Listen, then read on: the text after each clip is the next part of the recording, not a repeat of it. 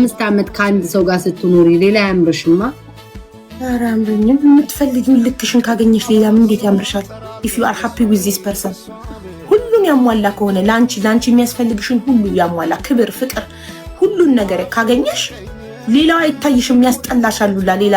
ሌላ ወንድ መስሎላ አይታይሽ። 15 ዓመት አንድ አይነት ፊት ማየት እናቴ 15 ዓመት ራሱ አይቼው አልጠግቦም እናቴ። ስራ ሄዶ ሲመጣ ራሱ እንደ አዲስ ሳይው ልክ ልጇ አባቷ እንዳይተሳመኝ ወርቅ አልጠግቦም። ከልብ የምር ቤታዬ የእውነተኛ ፍቅር ስታገኝ የምታፈቅሪኝ ሰው ስታገኝ አትሰለችውም መቼም። እንደውም ካሁን ወጥቶ እስኪገባ ራሱ የሆነ መኪና አደጋ ደርሶበት የሚሞትብኝ የሆነ ነገር የሚሆንብኝ ይመስለኛል። ሁሌ ጣማት ፈጣሪን እለምናለሁ ሰላም ብሎ እንዲገባ የሆነ ነገር እንዳይሆን። he's your soulmate exactly። እኔ እንደ ባል ብቻ አይደለም የሚሰማኝ እሱ እንደ ወንድም፣ እንደ ጓደኛ፣ እንደ ሁሉ ነገር በቃ ኤቭሪቲንግ። አብሮ አደግ ታውቃላችሁ? ልክ እንደ አብሮ አደጌ ነው የሚሰማኝ በጣም። እኔ አይኑ እኮ አብሮ ግን 15 ለራሴን ያህል ይላል ሰው 40 ዓመት 50 ዓመት አብሮ ይኖር የለ ፈጣሪ እድሜ ይስጠንና እኔም እሱም ስራ ስለምንወድ ስለሚሰራ እንጂ ሀብቱን ብዬ አይደለም። ሀብታም አረብ ሀገር ላይ ምን ያደርጋል? ስደት ላይ ምን ያደርጋል? ሀብታም ቢሆን ሀብቱን ብላ የቀረበች ሴት ናት ሲጎልባት ጥላ የምትሄደው። እኔ ባለቤቴ ማንነቱን ነው የምወደው፣ እሱነቱን ፐርሰናሊ። እሺ ከባልሽ 3 የምትወጂለትን ነገር ጥቀሽ። አንደኛ ጸባዩ፣ ባህሪው።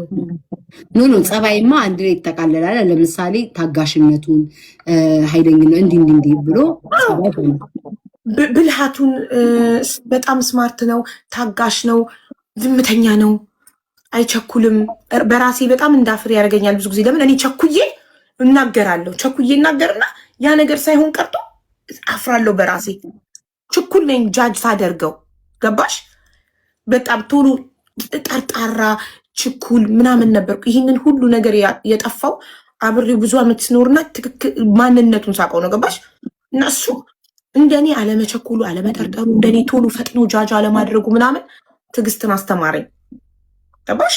በፊት ቶሎ አላምነውም ነበረ ቦይፍሬንድ እና ገርልፍሬንድ እያለን። ግን በቃ ብዙ ነገር ጠርጥሬ የሆነ ነገር ይዛለሁ ብዬ እንትን ብዬ በራሴ ፍር ብዬ ኩምሽሽ ብዬ እመለሳለሁ። ገባሽ? ግን 15 ዓመት ስትኖሩ ሀቡ መጣላት ምናምን እኮ አለ። ግን ወዲያው ነው የምትፈቱትኝ ችግሮች? በመነጋገር ሶስተኛ ሰው አስገብተን አናውቅም። በ15 ዓመት ውስጥ እንነጋገራለን ማለት በቃ ስንጋጭ እንኮራረፍና አንነጋገርም፣ ጸጥ እንባባላለን። ስንረጋጋ እናወራለን። ወይ አባቴ ለቤተክርስቲያን ክብር ስንል ያደረግነው ነገር ነው።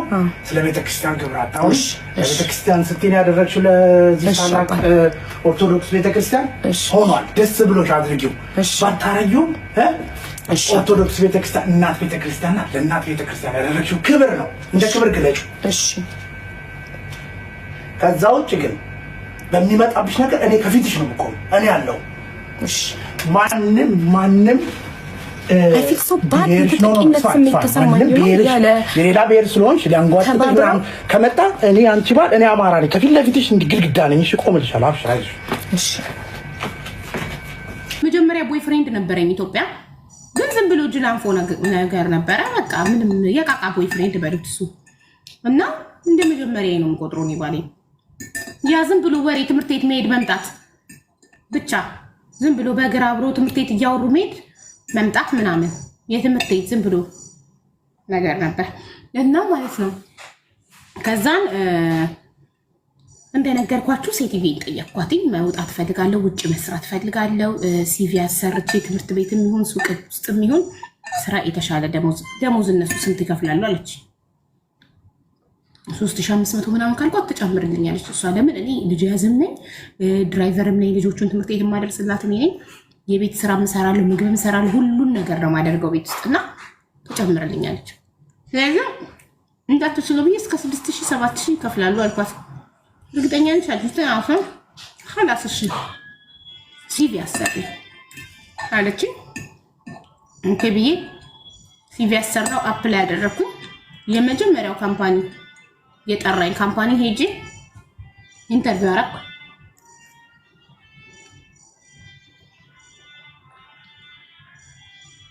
ግን ነበር እሺ። ከዛ ኢንተርቪው ያደረኩ፣ ስራ ጀመርኩ። እንደነገርኳችሁ ኢጃዛ ቤት ስወጣ ሴትዬ ቤት ዕቃ ሰጠችኝ።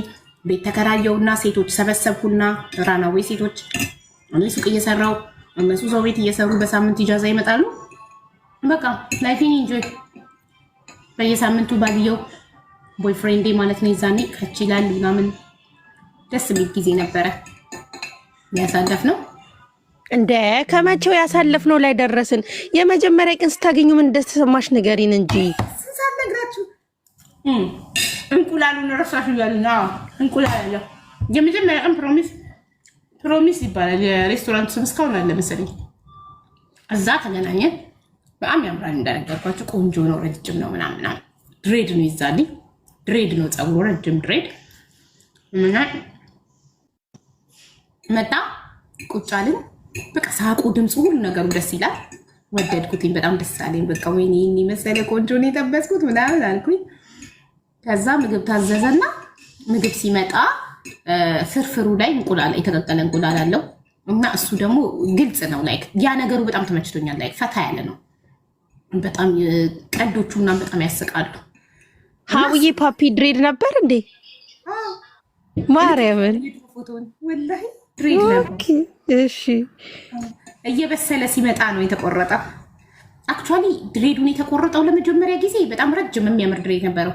እናትና አባቱ በመኪና አደጋ አጥቶ ለቅሶ ኢትዮጵያ ሄዶ ሲመለስ ነው ተቆርጦ የመጣ።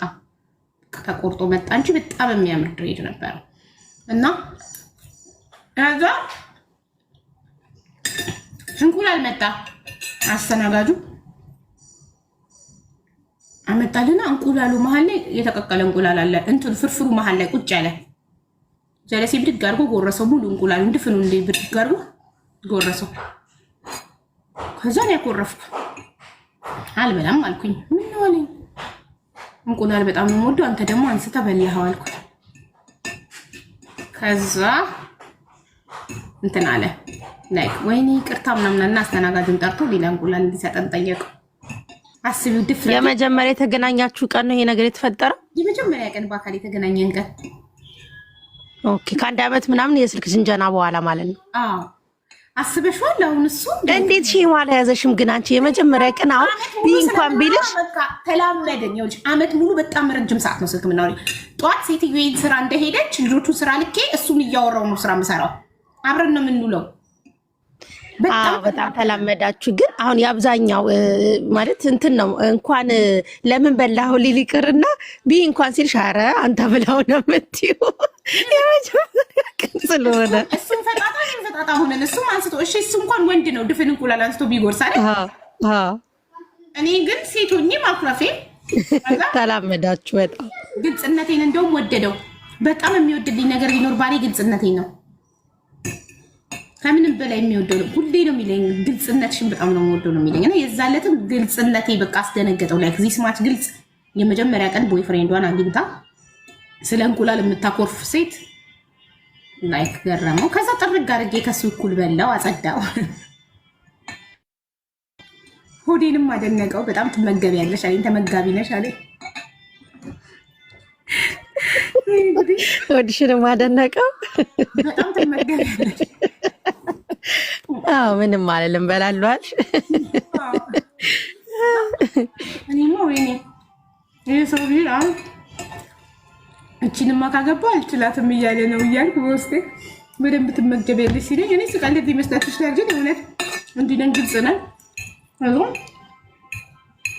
በቃ አወራን፣ ተጫወትን። ደሳይ ሴትዮ 3 ሰዓት ነው የሰጠችኝ። እዚህ ወደ ቤት መመለስ አለብኝ አልኩቴ። በቃ ደስ እያለኝ ወደ ቤት ተመለስኩ። በቃ ደስ አለኝ። ማይ ጉድነስ ይኸው እስከ ዛሬ ስሜቱ አልለቀቀኝም። እንግዲህ ሳወራላችሁ ራሱ ደስታዬ ከውስጤ ገንፍሎ እየወጣ ነው የምር። ከዛን ቀን ጀምሮ ሴትዮዋን አላስቀምጥም አልኳት። ኮንትራት ቤት እያለው ነው እንትን ያን ሳመሽ ወይም መት ይቀራል ድፍረትሽ እንዴት ይቀራል? ከዛን ቀን ጀምሮ ሴትዮዋን ጭቅጭቅ ነው። መተብታጤኒ ተናዘል እላታለሁ። ዛሬም እየመጣ ሀቡብ ላወስቲኒ በቃ ጨከጨክሽኝ። ጠዋት ማታ መቼ ነው ተናዘል የምትሰጪኝ? ምንድነው እንደዚህ ነው? ተናዘል ምንድነው? መሰናበቻ ነው። አዎ ሪሊዝ ነው ተናዘል ማለት ባረም ሪሊዝ ስጪኝ፣ ልውጣ ልሂድ። እሷ ደግሞ ልታወጣጣኝ ኦልሬዲ ገብቷታል እኮ ቦይፍሬንድ የሚባል ነገር እንዳለ ገብቷታል። ከኔ እንዲመጣ ስለፈልገች ልታወጣጣኝ ትፈልጋለች። ገባሽ? በጣም ግልጽ ነን። የቱርክ ፊልም ቁጭ ብለን ነው አብረን በአረብኛ የምናየው። በጣም አራዳ ናት። በቃ በጣም ጥሩ ሰው እና ሺሻ አብረን ነው የምንስበው። ምርጥ ናት በጣም ግን እንደዚህ አይነት ሰፋጣ ልታሳፍጠኝ አልፈለገችም። ወይንም ደግሞ አይዶን ነው ለምን በግልጽ አውቃለሁ ቦይፍሬንድ እንዳለሽ እንደማትለኝ አላውቅም። ብቻ ግን ውስጡ ያውቃል ግን አላወጣችሁም። ውስጧ እንደሚያውቅ እኔም አውቃለሁ። ከዛ ይቅርታና ታካሚያችን ከሱስ ግፊት ይመጣ ነበር። ውጪ በቃ ከማዳም ቤት አብረን እንኑር ይልሽ ነበር ወይስ ይሄ ያንቺ ውሳኔ ነበር? እሱም ይለኝ ነበር መቼ ለምትወጪው መቼ ነው ሴትዮዋ የምትጠይቂያት? መስራት በህጋዊ መንገድ ሪቪዝ ጠይቄ የተሻለ ስራ አፕላይ አድርጌ እሱ ራሱ ሁላ አፕላይ ያደርግልኝ ነበር። ሲቪልም የሰራልኝ እሱ ነው እና አፕላይ ያደርግልኝ ነበር። ከዛ በቃ የተለያዩ ሱቆች ምናምን አሁን የመጀመሪያው ግን ጓግቼ የወጣሁለት ስራ ፌል አደረገ። 3 ወር ያለ ስራ ተቀመጥኩኝ። በጣም አለቅስ ነበረ። 3 ወር ብቻ ያለ ስራ ስለተቀመጥኩ ሳይቸግረኝ ሳይረባኝ ሳይጠማኝ ስራ ማጣት ግን ስራ ሳይኖርሽ ግን ላይክ 3 ወር ያለ ስራ ስቀመጥ ከኮንትራት ይቆጠባል። የሴትዮ ግፍ ነው አልኩኝ። ለምን አልተሳካም? ለምን ጠመምብኝ ስራው አልኩኝ። ለምን ስራውን በጣም ወደውኝ አሰርተን ከዛ የከዳማ ቪዛ እኔ የከዳማ ቪዛ ነበር የነበረኝ። ገባሽ? የከዳማ ቪዛ ማለት የሰው ቤት ቪዛ ኢቃማዬ ላይ መኖሪያ ፍቃዴ ላይ የሚለው ሀድማ ነበር የሚለው ሀድማ ሰራተኛ የቤት ሰራተኛ። ያ ደግሞ ካታር ላይ በዛን ሰዓት ወደ ካምፓኒ ቪዛ መቀየር አይችልም። ካምፓኒው 3 ወር ፕሮቬሽን ቀጥሮኝ ሞክሮኝ ወደውኝ ማለት ነው። ግን ቪዛዬ ባለመቀየሩ ምክንያት ሶሪ ያሉኝ። እኛ በጣም ወደንሽ ነበር ልንቀጥርሽ ነበረ፣ ግን ፕሮሰስ ሞክረን ሪጀክት ሆነብን። የከዳማ ቪዛ ወደ ካምፓኒ ቪዛ አይቀየርም አሉኝ። በጣም የወደድኩትን ስራ በቪዛዬ ምክንያት አጣሁት ማለት ነው። ኦኬ። ከዛም በኋላ በጣም መጨረሻ ላይ ወጥቼ ነው የገባሁት። ለ24 ሰዓት ከንስዬ ወጥቼ ተመለስኩ። ያው ለ2 ቀን ኢትዮጵያ ደርሼ ተመለስኩ። እነሱ ዱባይ ደርሰሽ ነበር ያሉኝ፣ ኢትዮጵያ ደርሼ ተመለስኩ። እና ግን በቃ እሱ ስራ ሳይሳካ ሲቀር በጣም ሞራል የተነካና ቁጭ ብዬ ቤት ውስጥ ማልቀስ ጀመርኩኝ። ቻይና ቤት ውስጥ ምናዊ ነው እንደወጣሽ ከማዳም ቤት ኢጃዛ ቤት ነው የሄድሽው ማለት ነው? አዎ ቀጥታ ቤት ነው የተከራየሁት። እኔ ማዳም ቤት ሆኜ ቤት አፈላለኩኝ፣ ተከራየው፣ ሴቶች አመጣው። ከዛ ግን ትንሽ ወር ነው የኖርኩት። 4 ወር በኋላ ቀጥታ ነው ከባሌ ጋር አብሬ መኖር የጀመርኩት። ለምን ነበር ከማቻችን ጋር እንደወጣሽ ከማዳም ቤት አብረሻል ኖርሽው? ለምንድን ነው ኢጃዛ የነበርሽው? ትንሽ ማጥናት ፈልገሽ ነው? አንደኛ ትንሽ እሱ ማጥናት ፈልጋለሁ። ሁለተኛ ስራ ሳይኖረኝ ሂጂ ዝም ብዬ አብሬ መግባት አልፈለኩም። ቴንኪ አየሽ፣ ሄድ ያስተምር ስለሚችል ጥሩ ጥያቄ ነበር። እሺ መስመሬን ነው ምክንያቱም እኔ በራሴ መተማመን ነው የምፈልገው። ያ ሰው አብሬው ስኖር የማይሆን ሰው ሆኖ ቢገኝ ማን ላይ ልንተራስ ነው? ስራ ሳይኖረኝ የሆነ ነገር ቢሆን ጥለሽ መውጣት አትችይም። ስራ ሳይኖርሽ ሄደሽ የት ትወድቂያለሽ? የራስሽ ገቢ ሳይኖር በሱ ብቻ ተማምነሽ ስትሄጂ የምታውቂው በኦንላይን ነበር፣ በስልክ ነበር የምታውቂው። አዎ በስልክ በጣም ጥሩ ሰው ነበር። ከዛ በአካል ሳገኘው አብሬው ስኖር በ3 ቀን እንኳን አብሬው መኖር የማልችለው መጥፎ ሰው የሚመታኝ የሚሰድበኝ ምናምን አይነት ሰው ሆኖ ባገኘውስ ምን ሊውጠኝ ነው? ተመልሺ መዳምን ሂጂ በሮን እንኳን ኩቺ ይቅርታ በቃ መልሺ ይላት ነው። ስለዚህ አሰብኩና ስራ ሳይኖረኝ ደሞዝ ሳይኖረኝ ኔቨር አብሬ አልኖርም ብዬ ራሴ ወሰንኩኝ። በደቂቃ ሰዓት እሱም ቆይ አንዴ የማስተካከላቸው ነገሮች አሉ ቆይ አንዴ ምናምን እንጂ ለሰው ፊት ለፊት ላይ ሶሪ አልተማመንኩብህም፣ ነገ ማትሆን ሰው ብትሆን እንኳን እንደዚህ ምናምን አላልኩም። የማስተካከላቸው ጎበዝ የተከራየሁት ቤት አለ። ሴቶችን አመጣው ኢጃዛ። ፌስቡክ ላይ በጣም አክቲቭ ስለነበርኩ ፌስቡክ ላይ ኮንትራት ቤት ሆኜ ብዙ ሴቶችን አውቃለሁ። ሶ ፌስቡክ ላይ ፖስትኩኝ። እኔ እኮ ሁሉ ነገር ፊት ለፊት እቃ ስሸጥ ፌስቡክ ላይ ፖስታለሁ። ከሀበሻ እኔ ነኝ አንደኛ ፌስቡክን መርካቶ ያረኳትኝ ካታር ላይ የቤት እቃ ፌስቡክ ላይ እየፖስትኩ ነው የምሸጠው። እንትን እላለሁ። ስራ የቤት የሰራተኛ የቤት ስራ መዳሞች ሲነግሩኝ ፖስት አደርጋለሁ። ይሄን ስራ የሚፈልግ ምናምን ይኸው እንደውም የካታር ጀለሴ ፋይዛ ኤግዛክትሊ ያንቺ የጻፈች ነው። አዎ ቪዲዮ ክፈች የምትሏት ቪዲዮ ከፍታለች። ደግሞ እኛ እርዳታ ስንሰራ ብቻ ነው ቪዲዮ ምን ከፍተው እንጂ ታካሚ ቪዲዮ እንዲገባ እናስገድድም። ቀጥ ውዴ፣ እኔ ተመስጬ እየሰማሁሽ ነው። ቀጥ። እሺ በጣም አመሰግናለሁ ተመስጠሽ እየሰማሽኝ ስለሆነ። እና ስራው ምን ነበር ባለሽ? ኤምባሲ ነው ባለቤት የሚሰራው። እና ከዛም በኋላ አዎ ፌስቡክ ላይ ፖስት አደረኩ። ኢጃዛ ቤት ከኔ ጋር መኖር የምትፈልጉ ካላችሁ ቤት አለኝ እንዲህ አካባቢ ብዬ ጭራሽ ከነ ሎኬሽኑ ዱቅ ፌስቡክ ላይ። ከዛ በውስጥ አንድ ጀለስ የምታወራ ሎኬሽን ፌስቡክ ላይ ፖስትም አንቺ ፌስቡክ ላይ የሚያውቅሽ ሁሉ ቤትሽ እንዲመጣ ነው እንደምትፈልጊው አለችኝ። ከዛ ወይኔ እሺ ሶሪ ብዬ ሄድኩና ኤዲት ፖስት ብዬ ሎኬሽኑን አጥፍቼው በቃ በውስጥ አውሩኝ አልኩኝ። ፌስቡክ ላይ ኢጃዛ ቤት ከኔ ጋር መኖር የምትፈልጉ በውስጥ አውሩኝ ምናምን ብዬ ጻፍኩበት። መጀመሪያ የምትፈልጉ በዚህ ሎኬሽን ነው ብዬ ነበር ያፈሰኩት። ወይኔ ስራዬን ሳስታውስ በጣም ያስገኛል። ከዛ በኋላ በቃ ኢጃዛ ቤት ላይክ ስንት ወር መሰላቸው የኖርኩት ከሴቶች ጋር 4 ወር። አዎ 4 ወር። 4 ወር በኋላ በቃ ቋሚ ስራ አገኘው። ከከዳማ ቪዛ ወደ ካምፓኒ ቪዛ ተቀየርኩኝ። አንድ ስቴፕ ከፋልኩ ማለት ነው። ከዛ በቃ እዛ ካምፓኒ ውስጥ ስንት ዓመት እንደሰራው ታውቃላችሁ? ሳይመንን እስከወለድኩበት ጊዜ ድረስ። ኦኬ አንድ ካምፓኒ ውስጥ የሰራሽ ማለት ነው። ረጅም ዓመት ውስጥ ብራንድ እየቀያየርኩ አንድ ካምፓኒ ሆኖ በብራንድ እያደግኩ ከኖርማሉ ወደ ላግዠሪ ምናምን እየገባው መጨረሻ ላይ ፕሮኖቪያስ የሚባል የቬሎ ብራንድ ውስጥ ነበር የምሰራው። ግን ካምፓኒው አልማና ፋሽን ግሩፕ ነው። አንድ ነው። ሰርጋችሁ ኢትዮጵያ ነበር። እንደ ሰርግ ላይ ከመቼ ቆይ እስኪ ኮሜንት አታምብቢ። እኔ ነኝ የምጠይቅ